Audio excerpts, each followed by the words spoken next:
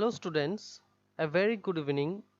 Welcome again to our new video tutorial of C++. আমি আমাৰ last video tutorialত study কৰিছিলো about C++. We have discussed some history of C++. C++ to কিহৰ কাৰণে আমি use কৰিব পাৰো, কি হয়, what type of programming language it is, and using this programming language, what we can develop and in or for what purpose it is used. So আজি আমি discuss কৰিম the structure of C++ programming structure.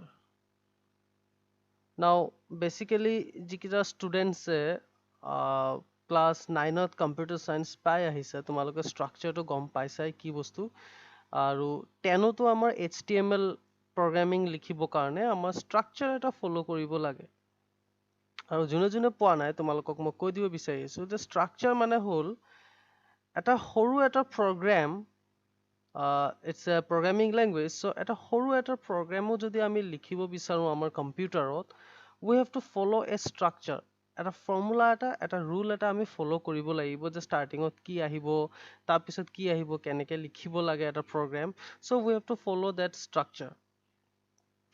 So so let's begin with the structure. Let me explain you our structure to C++ programming to কেনেকৈ লিখিব লাগে.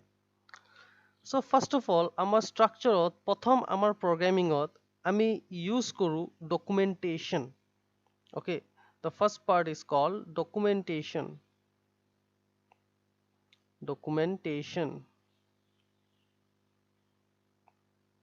Now documentation means basically documentation মানেটো হ'ল program টোত say আমি explain কৰিবৰ কাৰণে মানে programৰ coding বোৰ বা step by step line আমি বুজাবৰ কাৰণে কিবা explain কৰিবৰ কাৰণেহে আমি documentationৰ ব্যৱহাৰটো কৰোগে. Now documentation doesn't affect in our coding. It is only used to just explain the programming step by step. আমি step by step বুজাবৰ কাৰণেহে আমাৰ documentationৰ ব্যৱহাৰটো কৰোগে. So documentation আমি দুই ধৰণে কৰিব পাৰো. Documentation to basically কোৱা হৈছে কি comments. Okay, so there are two types of comments. মানে আমি দুই ধৰণে আমাৰ programটো আমি explain কৰিব পাৰো. First is single line comment. Single line comments. And second is multi-line comments. Multi-line comments.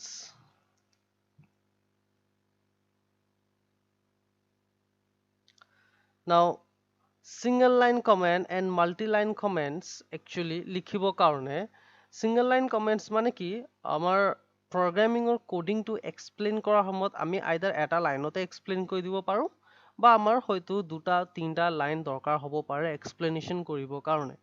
So যদি তোমাৰ এটা লাইনত তুমি explain কৰিব বিচাৰিছা then you have to use the single line comment মানে যিকোনো লাইন এটা যিকোনো statement এটা লিখা আগত আমি এই symbolটো দিম. This is called double slash. Okay, in your keyboard computer keyboard তোমালোকে slash বুলি এটা symbol পাবা আৰু এটা backslash এনেকে symbol থাকে. So আমি slash symbolটো দুবাৰ দিব লাগিব. ইয়াৰ পিছত তুমি তোমাৰ টেক্সটটো মানে ইয়াৰ পিছতে তুমি তোমাৰ টেক্সটটো লিখিব পাৰিবা যে তুমি কোডিংটো কি বুজাব বিচাৰি আছা. But make sure you don't press enter. যদি enter মাৰি দিয়া তেতিয়া তোমাৰ হেতু মানে single line commentত নধৰা মানে নধৰেগে. হেতু single line comments means you have to end in one line. Then comes the multi-line comments. Now হয়তো এটা লাইনত তোমাক গোটেই এক্সপ্লেনেশ্যনটো কমপ্লিট নহ'ব পাৰে তেতিয়া তোমালোকে কি কৰিবা দুটা তিনটা লাইন আমি ইউজ কৰিব পাৰিম. So দুটা তিনটা লাইন ইউজ কৰিবৰ কাৰণে we have to write that text or that explanation using this slash asterisk. And after that আমাৰ টেক্সটটো আমি লিখিম টেক্সটটো এনেকে লিখিলা এন্টাৰ মাৰি পেলাই আৰু এটা লিখিলা এনেকে এন্টাৰ কৰি পেলাই তিনটা চাৰিটা লাইনত তুমি সেই টেক্সট তোমাৰ এক্সপ্লেনেশ্যনটো লিখিলা লিখি পেলাই য'ত শেষ হোৱাৰ পিছত তুমি আকৌ এষ্টাৰিক দি স্লেছটো দিব লাগিব. It's like bracket open and bracket close. Slash asterisk দি আৰম্ভ কৰিম, টেক্সটটো দিম, মাল্টি লাইন কমেন্টছ হয়। You can also write in single line also. এটা লাইনত বোলে তোমাৰ explanation শেষ হৈ গৈছে, তুমি এনেকেও লিখিব পাৰা ব্ৰেকেট, এইটো বস্তু য'ত তুমি লিখি শেষ কৰি দিবা তাৰ লৈকেহে তোমাৰ explanationটো ধৰা হ'ব।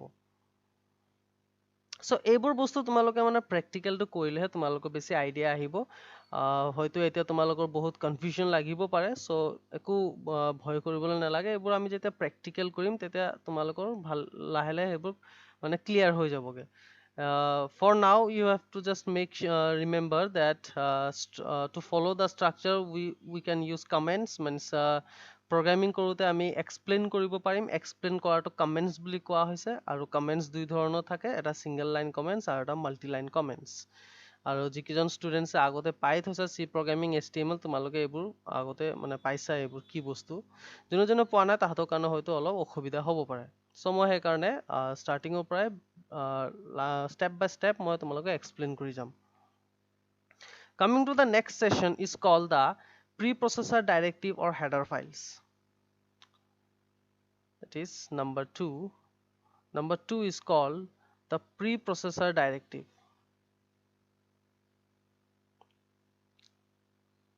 Preprocessor directive.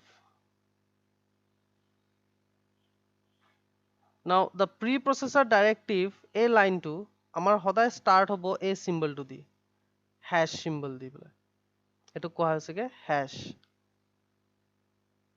okay, এই চিম্বলটো দিয়ে আমাৰ সেই লাইনটো আৰম্ভ হ'ব। যেনেকৈ কমেণ্ট আমাৰ আইদাৰ এইটো এই চিম্বল দি বা এইটো চিম্বল দি পেলাই আৰম্ভ হয়, চিমিলাৰলি প্ৰিপ্ৰচেছৰ ডাইৰেক্টিভবোৰ আমাৰ হেছ দি পেলাই ষ্টাৰ্ট হ'বগে। প্ৰিপ্ৰচেছৰ directive means this hash is used to include header files. okay, so header files আমাৰ বহুত ধৰণৰ থাকে। so মই এইবোৰ তোমালোকৰ যেতিয়া প্ৰগ্ৰামটো কৰাম তেতিয়াহে মই তোমালোকক এই header files বিষয়ে লাহে লাহে বুজাই যাম। so just for now keep in mind that we need to use some header files. To include some header files we have to use hash symbol before the header file. ঠিক আছে, header files আমাৰ include কৰিব লাগিব আমাৰ programming-ত। so programming-ত include কৰিবৰ কাৰণে আমি এই hash symbol-টো আমি use কৰিমগে। and then next come the য'ত আমাৰ main programটো run হ'ব তাৰ কাৰণে আমাৰ এটা ফাংচনৰ দৰকাৰ হয়গে। ঠিক আছে, ফাংচনৰ দৰকাৰ হয় যেটো মানে আমাৰ য'ত আমাৰ প্ৰগ্ৰামটো আমি ৰান কৰিম, যাৰ কাৰণে আমি আমাৰ মানে কোডিংটো লিখি আছো, যেটো কামৰ কাৰণে আমি আমাৰ কোডিংছবোৰ লিখিছো, সেই কামটোৰ কাৰণে আমাৰ ফাংচন এটা দৰকাৰ হয়, আৰু সেই ফাংচনটোৰ নাম হৈছেগে মেইন ফাংচন। ফাংচনটোৰ সদায় নামৰ পাছত এই ব্ৰেকেটটো থাকে। ঠিক আছে, ইয়াক কোৱা হৈছেগে parenthesis bracket, this bracket, first bracket open, first bracket close, এইটো কোৱা হৈছেগে parenthesis bracket বুলি। ঠিক আছে, so mathsত কি কয়, I think এইটো first bracket second bracket তেনেকে কয় নাজানো। so এনে ব্ৰেকেটটোৰ নাম কোৱা হৈছেগে parenthesis, আৰু parenthesis bracket সদায় আমাৰ ফাংচনৰ নামৰ পাছত থাকে। আমাৰ যেটো ফাংচনৰ আন্ডাৰত গোটেই প্ৰগ্ৰামটো ৰান হয়, সেই ফাংচনটোৰ নাম হৈ গ'ল মেইন ফাংচন। ঠিক আছে, so the structure-টো আমি এবাৰ মই তোমালোকক লিখি দেখাইছো। so structure-টো লিখিবৰ কাৰণে মই এটা simple এটা example এটা ল'ম। example ল'ম এটা আমি, example হ'ব program এটা কৰিম। ঠিক আছে, এটা program এটা লিখিম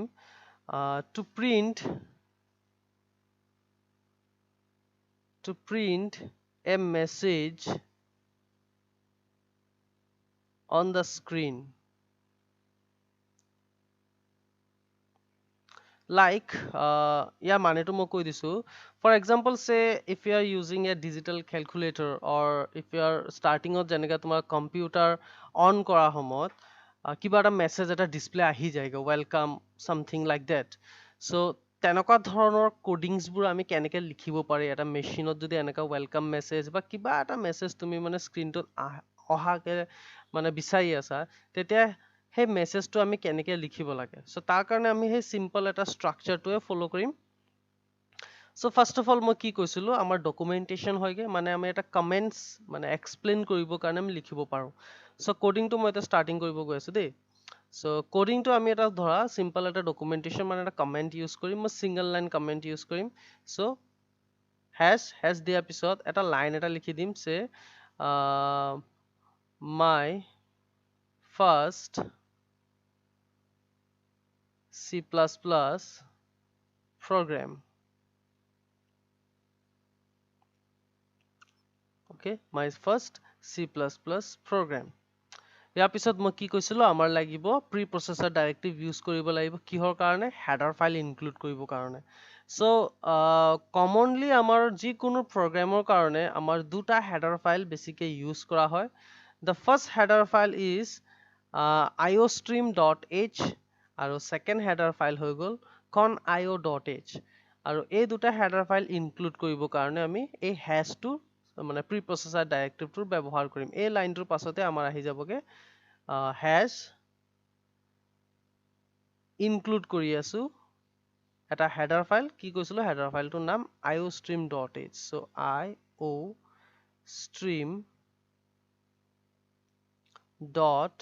iostream.h okay so hash include iostream.h আচ্ছা ঠিক আছে মই ভিডিওটোৰ এন্ডত মই এটা এই প্ৰগ্ৰামটো তোমালোকক ৰান কৰিও দেখাই দিম ঠিক আছে সো সেকেন্ড আৰু এটা হেডাৰ ফাইল আমাৰ লাগিবই hash include con io একেলগে সব then dot h conio.h এটা হৈ গল iostream stream iostream আৰু এটা হৈ গল conio.h এই দুটা হেডাৰ ফাইল যিকোনো প্ৰগ্ৰাম লিখা any program মানে যিকোনো এটা program তুমি লিখিব যদি বিচাৰি আছা আমাৰ structure টো এনেকৈ follow কৰিব লাগিব first আহিব আমাৰ documentation then আহিবগে আমাৰ header files মানে header file টো কেনেকৈ আমি লিখিম using the hash processor আৰু এই দুটা header file আমাৰ লাগিবই common এটা হৈ গল iostream.h আৰু এটা হৈ গল conio.h so whenever you write a program চকু বন্ধ কৰি এই দুটা header file তুমি এই দুটা header file লিখিয়ে দিয়া আমাৰ লাগিবই ইয়াৰ পিছত মই প্ৰগ্ৰাম এটা মোক কি কৈছিলো প্ৰগ্ৰামটো কিহৰ কাৰণে কৰিম এটা মেছেজ এটা প্ৰিন্ট কৰিবৰ কাৰণে সো প্ৰগ্ৰামটো মোৰ ৰান হ'ব লাগিব সো ৰান কাৰ ভিতৰত হ'ব মই কৈছিলো এটা ফাংচনৰ ভিতৰত ৰান হ'ব আৰু ফাংচনটোৰ নাম কি আছে লাগে মেইন ফাংচন সো মেইন ফাংচনৰ আগত মই এটা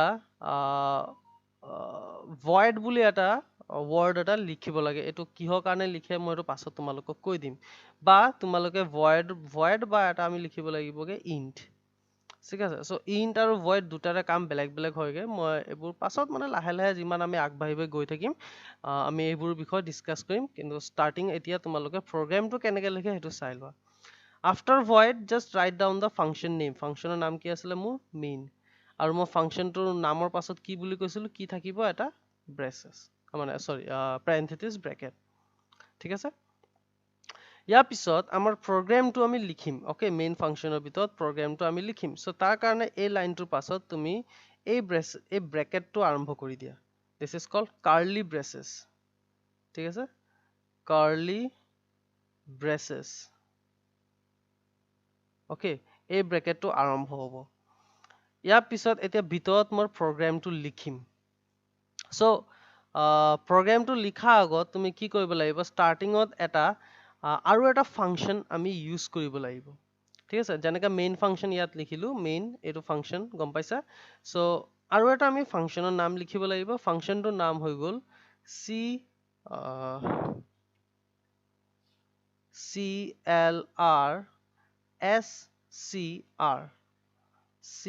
CLRSCR বুলি আমি এই ফাংচনটোৰ নাম লিখিব লাগিব মই লাইন বাই লাইন আমাৰ টাইম লাগিব মই লাইন বাই লাইন তোমালোকক এটো প্ৰগ্ৰামটো তোমালোকক ৰান কৰিবলৈ দেখাই দিম আৰু প্ৰতিটো লাইনটো মই বুজাই দিম ঠিক আছে সো মানে আৰম্ভৰ পৰা তোমাৰ ইয়াৰলৈকে তোমালোকে এই গোটেই বস্তুটো সেম টু সেম লিখি দিব পাৰা ফৰ এভৰি প্ৰগ্ৰাম যিকোনো প্ৰগ্ৰামৰ কাৰণে ইয়াৰ পাছতহে আমাৰ এতিয়া মেইন কামটো আৰম্ভ হ'ব এতিয়া মেইন কামটো হৈছিলে কি আমাৰ এটা মেছেজ এটা প্ৰিন্ট কৰিব লাগে ফৰ এক্সাম্পল যে মেছেজটো হৈ গল ওয়েলকাম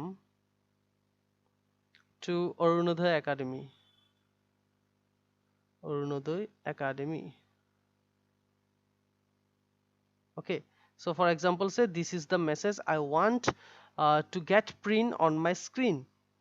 So কি কৰিব লাগিব, মই এই মেছেজটো প্ৰিন্ট কৰিব কাৰণে মই এটা স্টেটমেন্ট এটা লিখিম, এটা লাইন এটা আমি ইউজ কৰিব লাগিব। লাইনটোৰ নাম হৈ গ'ল cout. Remember everything must be written in small letter, okay, no capital letter.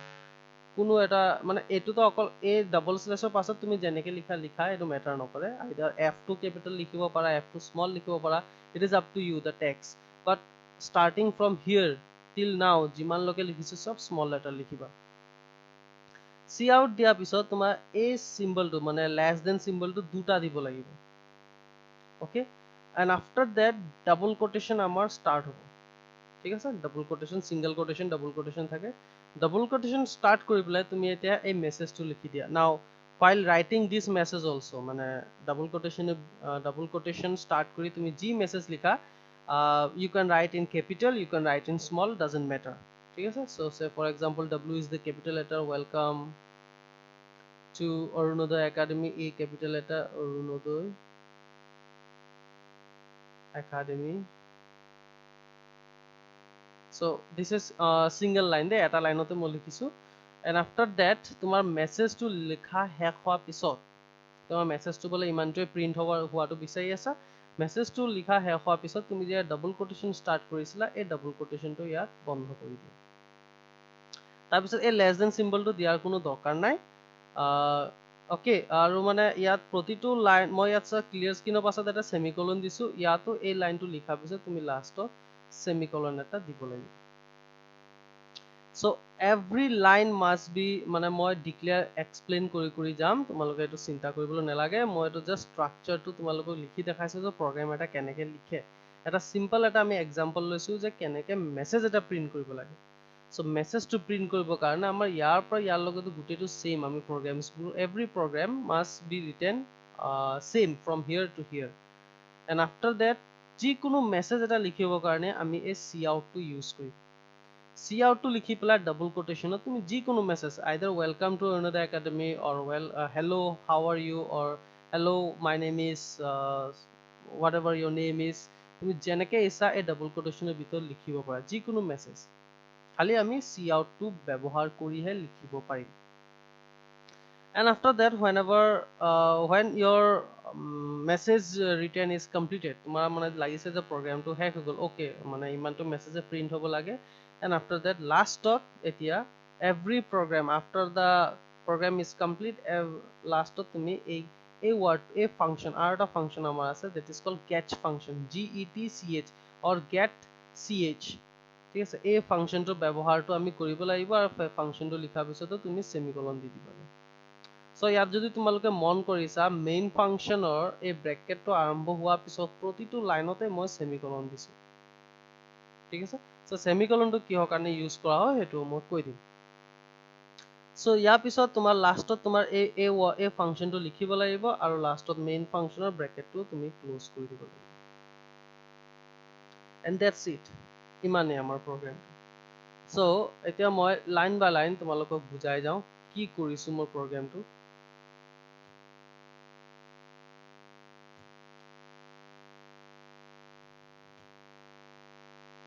now the first line, ইয়াত মই first line to কি কৰিছিলো, it was a comment।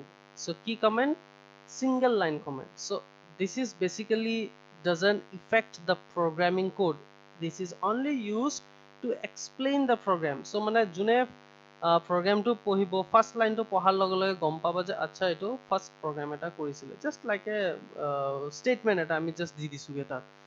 then after that আমাৰ প্ৰতিটো প্ৰগ্ৰাম আমাৰ দুটা হেডাৰ ফাইল দিয়ে আৰম্ভ হ'ব লাগিব, that is first hash include iostream.h, this one is the first header file, and second header file আমি include কৰিব লাগিব using this preprocessor directive that is conio.h। so দুটা হেডাৰ ফাইল মই ইনক্লুড কৰিলো, এই দুটা হেডাৰ ফাইল কিয় include কৰিব লাগে সেইটো মই বুজাই দিম। and after that main function to আমি ব্যৱহাৰ কৰিছো, main function to কিয় ব্যৱহাৰ কৰিছো কাৰণ আমাৰ program every program, so ঠিক আছে, just make remember that every program must end every program starts and end from the main function. Main function or পৰা আমাৰ program আৰম্ভ হ'ব আৰু main function তে আমাৰ program টো শেষ হৈ যাব. So main function ৰ পাছত যে তোমাৰ এই braces টো start কৰা দেখিছা এই গোটেইটো from here to here, this is called body of the main function. Body of main function. ইয়াৰ মানে body টো বনাইছো মই. So ইয়াৰ body ভিতৰত আমি যি statements যি মানে চোৱা এতিয়া আৰু এটা কথা ইয়াত every line here, every line from this one, first line, second line and this third line, every lines are called statements. Okay, so ইয়াত আমাৰ কেইটা statement আছে আমাৰ ওচৰত আছে তিনটা statement, this one, then this one and then this one, 3 statements. Okay, and it may be more than 3 statements, it may be more than 10 statements, depend on your program. Tumar program to upor depend kori pela tumar statements besi hobo pare komo hobo pare, but every statements starting amar clears etu thakibo, a function to naam to thakibo aru a function to naam to thakibo. ঠিক আছে আৰু ফাংচনৰ নামবোৰ মনত থবলৈ একদম সহজ এই ব্ৰেকেটবোৰ function এটা কেনেকৈ তুমি মানে চিনি পাবা এই ব্ৰেকেটটো থাকিব ওকে সো বহুত কথা আছে এটা প্ৰগ্ৰাম এটা জানে মানে যদি ভাল ধৰে বুজি পাওঁ এদিনত এটো মানে ভালসৰে কনসেপ্টটো ক্লিয়াৰ নহয়গে আমাৰ মানে বহুত প্ৰেক্টিস কৰিবলৈ দৰকাৰ হ'ব আৰু বহুত কথা আছে ইয়াতে আমাৰ এই কোডিংটোতে আমাৰ বহুত সৰু সৰু কথা আছে যিবোৰ আমি শিকিব লাগিব ওকে So program to মই এবাৰ তোমালোকক run কৰি পেলাই দেখাই দিছোগে now to run the program we need a software this is called turbo c++ software so turbo c++ software tour বিষয়ে মই next video তোমালোকক বুজাই দিম এতিয়া মই তোমালোকক ডাইৰেক্ট program to কৰিহে দেখাও কৰিব লাগে মই program to লিখি দিও এতিয়া starting ওতে so first of all was the comment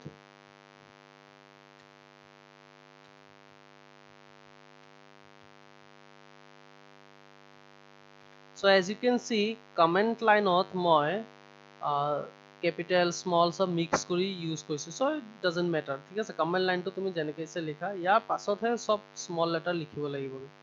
So मैं दूसरा header file include कोई बोला के has include iostream .h then another one header file was there has include .io.h.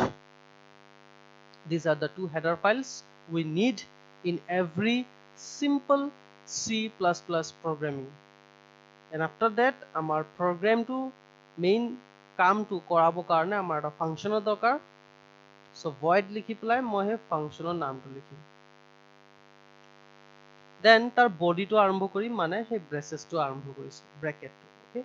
Yar bhitorot moi aru eta function er naam likhim that is called clr aru bracket এনেকে parenthesis bracket open close আৰু এই line to হেখত মই দি দিম semicolon then next লাইনত মই গুছি যাব enter মাৰি and after that মই এটা মেসেজ এটা প্ৰিন্ট কৰিব লাগে সো মেসেজটো মই কেনেকৈ প্ৰিন্ট কৰিম ইউজিং দ্যাট ওয়াৰ্ড cout তাৰ পিছত লেস দেন সাইন দুটা দিম আৰু ডাবল কোটেশনৰ ভিতৰত মই মেসেজটো লিখিম so welcome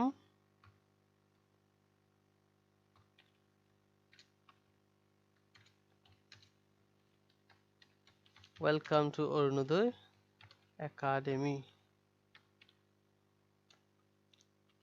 Okay, then semicolon a line to hekhot moi semicolon dim aru lastot moi aru eta function naam dim that is called get function then semicolon and lastot moi braces to close kori dim.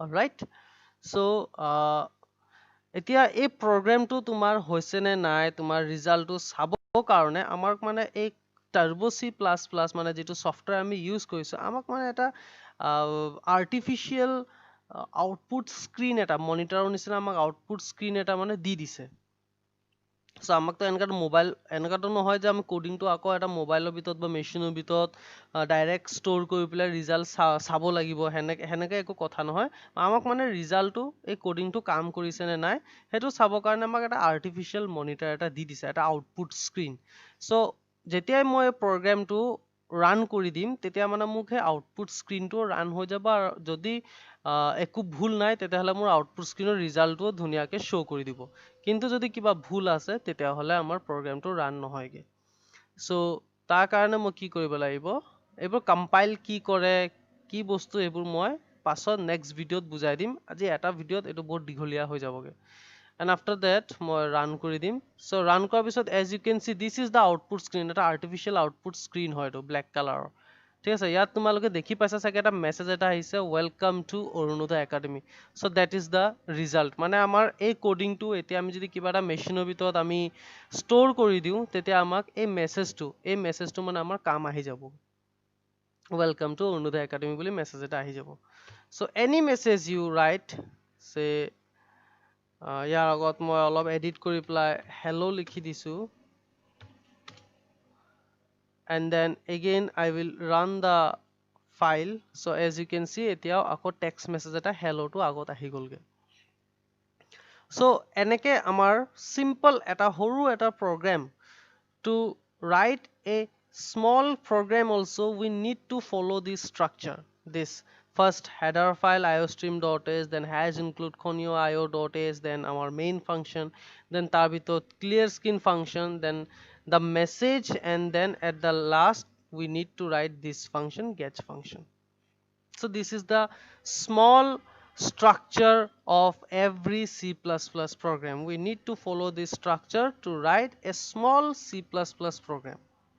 যিকোনো সৰু এটা program লিখিবৰ কাৰণে আমি এনেকুৱা এটা structure follow কৰিবই লাগিব এই structureটো header file main function and main function body ভিতৰত আমি আমাৰ statements বোৰ লিখিমগে so বেছি lengthy নকৰো ভিডিওটো বেছি lengthy কৰিব গলো তোমালোকে আমনি পাবা structure বিষয় এটো just তোমালোকে আজি মনত থোৱা যে কেনেকে লিখিব লাগে later on our next video I will explain you the structure to মই line by line তোমালোকে explain কৰি দিম also I will try to explain যদি আমাৰ time বেছি lengthy নহয় আমি explain কৰিম এই turbo c software টোৰ বিষয় so for till that আমাৰ ভিডিওটো আজি আমি ইয়াতে শেষ কৰিছো I hope তোমালোকে আজি structure টো কেনেকে লিখিব লাগে হেতু বুজি পাইছা just এটো মাইন্ডত থৈ দিয়া কেনেকে লিখিব লাগে পাছত মই এক্সপ্লেইন কৰি দিম এইবোৰ বিষয় so next classত আমি মানে আমাৰ কাইলে আমাৰ ভিডিওত আমি এটো বস্তু ডিসকাস কৰিম so till then thank you for watching this video